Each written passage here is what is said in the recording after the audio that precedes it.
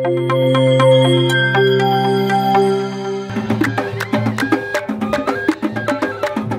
اليوم في المعرض الجهوي ديال الصناعه التقليديه اللي منظم بمناسبه الاسبوع الوطني للصناعه التقليديه المنظم من طرف وزاره السياحه والصناعه التقليديه والاقتصاد الاجتماعي والتضامني. جينا باش اولا نعرفوا بالتعاونيه ديالنا ونعرفوا كذلك بالابداعات ديال الاناميل ديال الصناع والصانعات. اليوم جينا لهذا المعرض الجهوي ما شاء الله منظم وزين ما شاء الله، والحمد لله جينا والحمد لله الامور كامل مزيانه، وجينا باش نتبادلوا الخبرات مع الصناع التقليديين. وكنشكروا السيد رئيس غرفه الصناعه التقليديه جهه كلميم ودنون، كنشكروا السيد الوالي وكنشكروا الوفد اللي زارنا. حاليا كنتواجدوا في الخيمه ديال السيده المحترمه تسلم العسري للتراث التقليدي الحساني وكذلك الامازيغي.